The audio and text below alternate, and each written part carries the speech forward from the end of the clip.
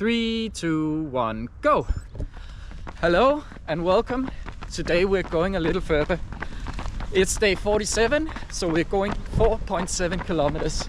And I have a special guest with me today. Welcome, Niels. Thank you. Niels is an expert from the Danish Cancer Society and is an expert on smoking. Yes. And the consequences of smoking. And we're here today to talk about how smoking affects our health, how it affects our running, how it affects our society, and why it's so bad.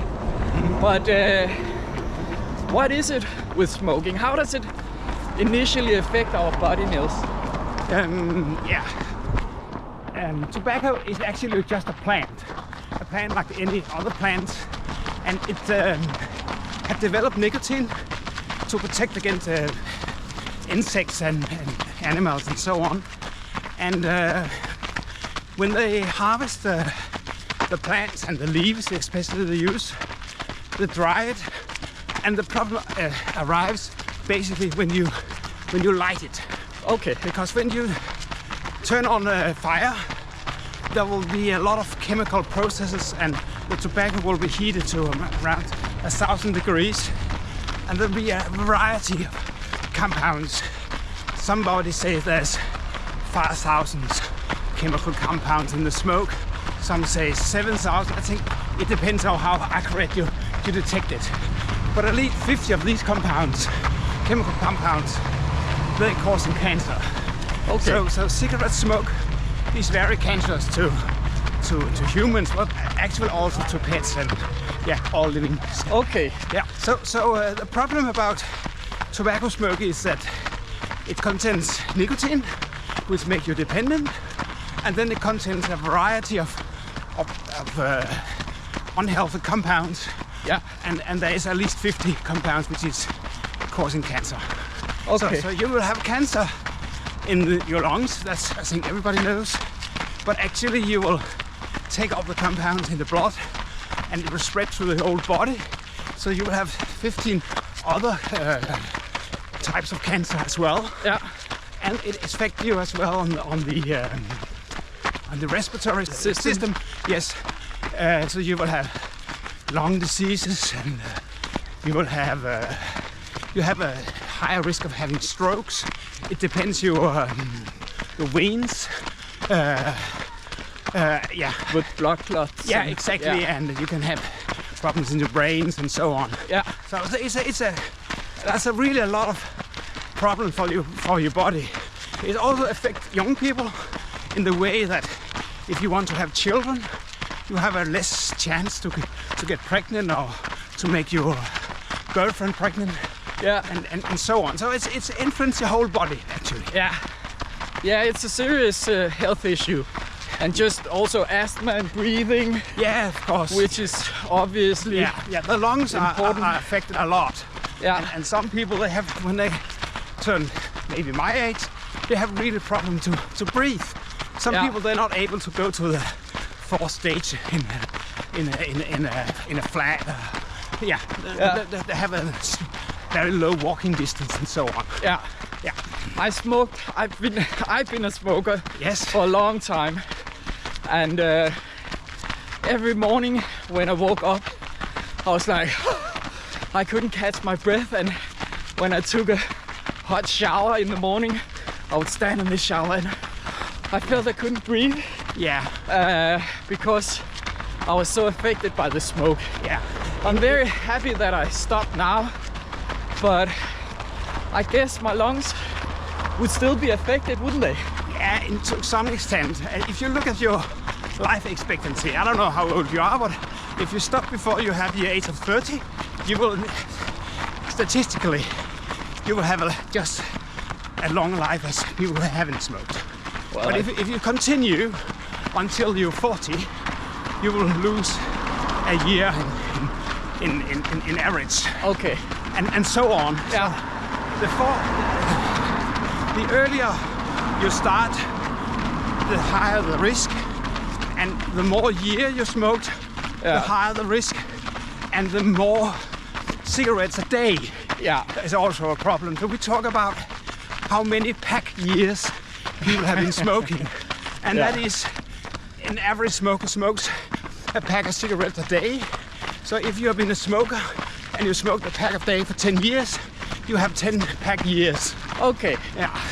So I have half a pack for 20 years. I also have 10 pack years. Yeah, exactly. Okay. Yeah. So, but some people, they are able to smoke maybe 2 packs a day, but people usually smoke a pack a day. Yeah. On average. Yeah. Well, I smoke half a pack a day. Yeah. On average, I think. So you're not. And I did that for 20 years, maybe. Okay, you did. Yeah, I did. Yeah, you started early then. Yeah, I started around 20. Yeah. But it's been a bit on and off, you know. Yeah. But yeah. But of course, some of the diseases you're able to cure. For instance, the heart and the vessels and so on, that will slowly go back to normal. Okay. And some part of your lungs as well. But if you started a kind of cancer process, you don't just get accidentally cancer from one day to another. You will have, your body will be influenced for several years, and you will have mutations in your genes, and then suddenly some cells will grow too much. But then they'll stop until they're able to attract a blood vessel and so on. So cancer doesn't develop in a few days or a few months. It takes many years. Yeah. So if you started this kind of process, although you stop smoking, you have a risk of having cancer later in life. Okay, because it's lying dormant in the body. Yeah. So, so if you have smoked for 20 years, I'm sorry to say you will have a little bit higher risk of having lung cancer for the rest of your life. Yeah, of course, yeah. I expected as much. But how, I don't know if that's within your expertise, but how much more dangerous is smoking compared to, for example, air pollution, living in a city with a lot of cars? Or it's depending on the amount, actually. It's not irrelevant which city you live in. I think there's a difference between Copenhagen and Mexico City, for instance. Yeah. Or maybe some Chinese cities where they have a high degree of air pollution. Obviously, and I think it's difficult to say. Actually, if you're a smoker, it also matters whether you smoke outside or indoor. Okay. So, but I guess you get a very direct amount of smoke into your lungs. I would say smoking is absolutely the most dangerous, but it depends on how many years and which kind of air pollution you experience and so on. So, and I'm not really expert in air pollution, but I know that in Copenhagen that it's a good idea still to take your bike. Okay. Although there's air pollution. Yeah. Because you have all the wind. Okay. Yeah. Yeah. So when the exercises you get from biking outweighs the very low risk. Yes. The Copenhagen pollution makes. Yeah. Okay. So now we talked about the effects on the body, how smoking is bad for you, obviously. Yeah, the health consequences. Yeah. We've known that for a long time now. But if we have any smokers out there, what's the best advice for stopping? What would you recommend doing? As a rule, number one is try. Yeah. Because if you just talk about it, nothing happens. Yeah. And actually, 3 out of 4 of the smokers in Denmark that tried already to quit smoking. Yeah. So they're not really happy smokers. They have a wish to quit. Okay. But some of them, of course, have just tried for maybe a few days or so. An hour. Yeah. You know, New Year's morning or something. Yeah. But you shouldn't choose New Year's morning, although it's very popular, because you have a hangover and you're tired. So that's not a good idea. You should plan it, and then I think you should have some help. And that could be help from medicine, and there could be help for counselors or supervisors. So I would recommend that you either download the app called Quit, which is a brand new Danish app for quit smoking. And then there is a quit line, stop line, på 80 3x31, which you can 80 31 31 31 is the phone number. And they have professional counselors and supervisors who can help you with your attempt to quit. And you should plan it. Yeah, as I also mentioned that most municipalities in Denmark, they also have these smoking cessation courses. Yeah. So you can meet maybe 10 other people who have the same wish to be smoke free. Okay. And you can So you can have like a counseling group. Yeah, and you can support each other. Yeah. Or support group. Yeah, and they get good advice and so on. But I would come with some advice. You should plan it. Don't take a decision too fast. Maybe set a date in 1 or 2 weeks ahead, and then tell your relatives, maybe your colleagues at work, that you would like to quit, and they should help you. So they will encourage you and they'll give you a high five and so on. Yeah. To tell you. And they know. Yeah, they should know. Yeah. Both because they can support you, but also because you're raising the stage. Yeah. Yeah. Yeah, because then there's a higher chance that you will succeed. Yeah, because it's a bit harder to say, oh, I started again, and if everyone knows you're trying to stop. Exactly. Yeah. And then you should plan for those occasions where you have the risk of starting again, and that could be parties. If you drink alcohol, you have a chance to risk to take bigger chances. Yeah. And maybe you think that I just do it at parties. Yeah. but then we have a saying that if you smoke at parties, then suddenly every day is a party. Yeah. Then you have occasion every day. Yeah. So I wouldn't put on a single cigarette. I would just stay away from them. Yeah. And if there's a party, then say it loudly that I quit smoking, or maybe don't go out with those who smoke outside. Yeah. And there's other occasions. Yeah, because that's the second part of it. One thing is stopping. Yeah. Another thing is maintenance. Yeah. That's a really tough one. Yeah. Because people they don't. It's quite easy to quit for a few days or maybe a few weeks. Yeah. But the people they fall back after several weeks or several months or even several years, and then they suddenly think, well, I can easily take a single night with cigarettes and so on,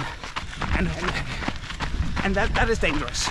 Yeah, because suddenly you have a lot of social gatherings. So now my wife smokes. Oh yeah, and that's then there's big occasion when she enjoys a smoke, and then you maybe feel tempted. Yeah. Yes. And one of my biggest issues, besides parties, of course, is holidays. Oh yeah. Oh, I'm on a holiday. Yeah, but I can have a cigarette. I'm exactly the same. I just don't smoke. But on holidays, I didn't run for a whole month of July. Yeah. We had cold rosé on the veranda, and we had chips and ice creams and so on. Yeah. This is holiday. Exactly. Yeah. So I can follow you very much. Yeah.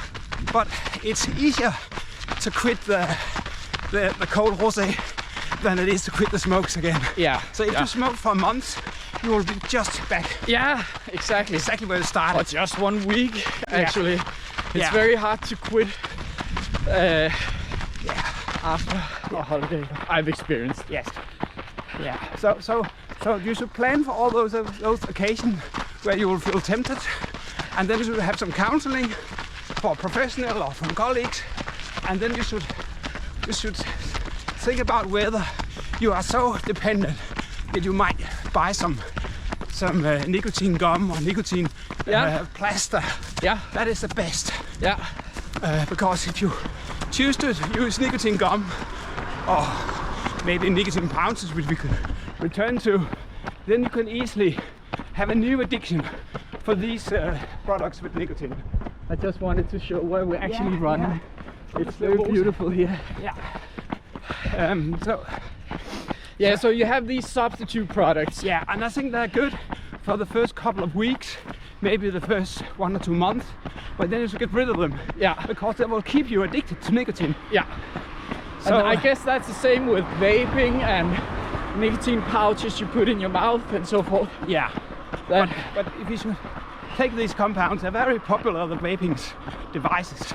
But I think they have a higher risk than, for instance, the nicotine compound you can buy at the pharmacies. yeah, Because they haven't been tested no, for smoking cessation, and you don't know how they're produced. The compounds you buy on pharmacies, they are produced at medical companies, so they are clean, so to say. yeah, So they have a much less risk. And if you use a e-cigarette, you will have much more compounds. It will be closer to a real cigarette. yeah, So you have a higher chance of or risk of being addicted, and you have a higher risk of getting bad substances. yeah. And I guess vaping is still not really tested well enough to know if it's safe or not. They are produced at really low cost in China. So Yeah. some of them they are leaking, and some of them they are you're having pollution with metals and so on. Yeah, So heavy metals and so I think yesterday there was or day before there was an Australian report who said that these compounds or these vaping devices they might actually also cause cancer. So Yeah. so they're not much better. well, they're better for sure, because cigarettes been known for centuries nearly, or at least for more than 50 years, Yeah, that they're causing cancer, yeah, and a lot of people die from them. yeah, So they are far beyond anything else. So they're really, really dangerous.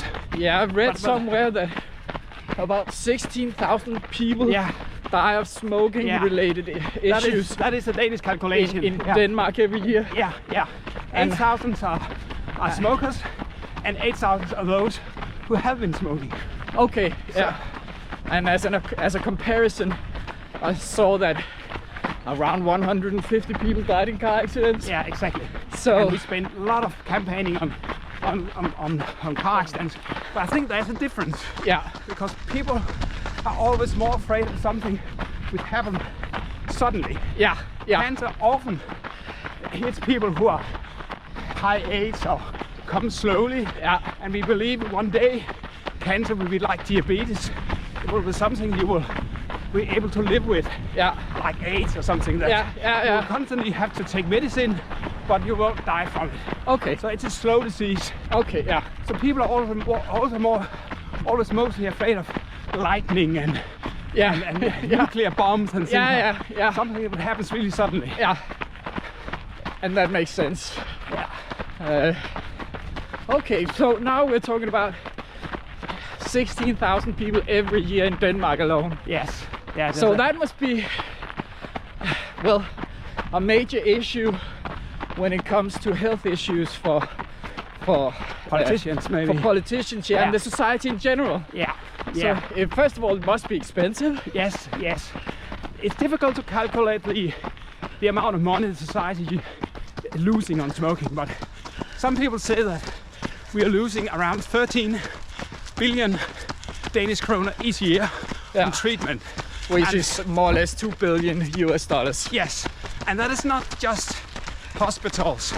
That also when they visit the general practitioners or Yeah, and so on. And above that, maybe $3 billion is a loss of earning yeah, for the firms yeah, and for people if they are independent and so on. yeah. So that is extra days off, and people who smoke, they have a tendency to retire earlier than Yeah. people who don't smoke.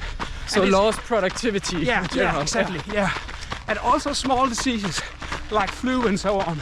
If you're a heavy smoker, your lungs are not as strong, so you have more 1 or 2 days off. Yeah. Because of flu or whatever Yeah, viruses. yeah, general small diseases. Yeah. Yeah. Okay. So altogether, it's a really, really huge amount of money. But Yeah. on the other hand, if people do a calculation what smokers mean to society, they on average die 10 years earlier. So society, and especially the Danish society, where most pensions are paid by the state, or at least state supported, then the pension funds they will save a lot of money. Who will save a lot of money? The pension funds. Oh, the pension funds. Because those who have smoked, they die young.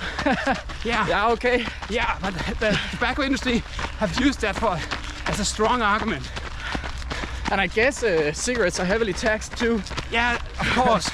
They're really heavy tax. Yeah. In Denmark, we sell, I think the sales of cigarettes, Yeah. it's around 4 or 5 billion a year. Yeah. And there's around 2 Danish kroners on top of that. I cannot calculate how much, but we have a more or less average price in Europe. Yeah. So there's a lot of earning for the state. Yeah. But it's not enough. But that's like setting price on people's lives. It doesn't pay for the hospitals or... No, and the human suffering. Of course, yes. Yeah. There's a human perspective to this. It's Yeah. quite kind of clinical. So Yeah. just to say that people should Yeah. die young. We don't kill people at the No. old men's house just because We want to save it's some money. a good business case. Yeah. But then it is getting very cynical. Now we talked about economical cost of smoking for the society and so on.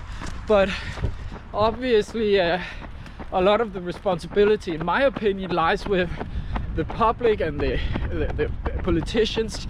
So what are the politicians doing, or what don't they do, and do you have an opinion about what should be done? Yeah, I have a lot of opinions, and I always think they're doing too little and too late and so on. But they, in 2020, as 5 years ago, they raised taxes quite a lot.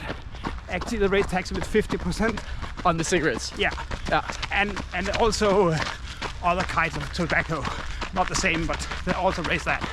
And they had a huge impact on smoking. So at the time, 14% of the Danish population smoked daily, and now it's 11%. Okay. And that after several years with no really development. Okay. So that's good. And then they can make smoke-free places. In France, they just make a decision to make parks like this one smoke-free, and there could be, for instance, small bars in Denmark. There's still a possibility to smoke in Denmark, and that's where young people go to buy maybe their first beer, and then they will think, okay, when I have a beer, I should also have a cigarette. Yeah. So I would like that, and then I would like more people to use this smoking cessation counseling, as I talked about in the early part of this podcast. Yeah. And then this would maybe also decrease the number of shops selling tobacco. Yeah. Because at the moment they're selling tobacco in 7,000 shops in Denmark. Okay. And it's difficult to tell young people that smoking is very dangerous and you'll die of it. And at the same time, it's just next to milk or any other thing in a supermarket. So we should have more. Maybe have dedicated kiosks for exactly for cigarettes. Specialized shops for tobacco. Yeah. We have 200 pharmacies in Denmark, and I maybe think we should have as a start. Of course, I would like tobacco to completely banned, but as a start, we could reduce the number of shops to maybe 200. Yeah. What is your? We miss about 250 meters. Okay, and I think that will fit very well with where we started. Okay. Yeah. But then let's wrap up. Yes. First of all, thank you so much for running with me. Yeah, it's been a pleasure. Yeah, it was great. And really nice weather for it. It's not too hot, not too cold. No? And what a beautiful place you've got up here. Yeah. I can recommend Niels Them Kjær. Yeah, as a running spot. Yeah. So, but smoking is dangerous. The smoke contains a lot of chemicals which cause cancer and many other diseases.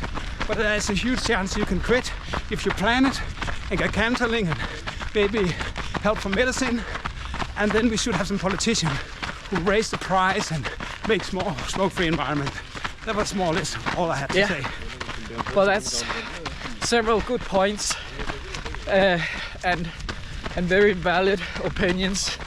Let's see if we can maybe get some non-smokers from this video. If you are smoking and thinking about quitting, let us know and we'll hear how it goes. But that's it. That's all. We got 50 more meters. Okay, let's do it. Do a sprint then.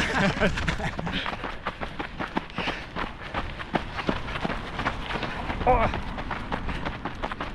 That's what I said. It's around 5 kilometers where we started. Yeah. But this is it. This is it. Thank you so much. It's been a Thank pleasure. you, Niels. Ja, tak. Jeg tænker næsten selv.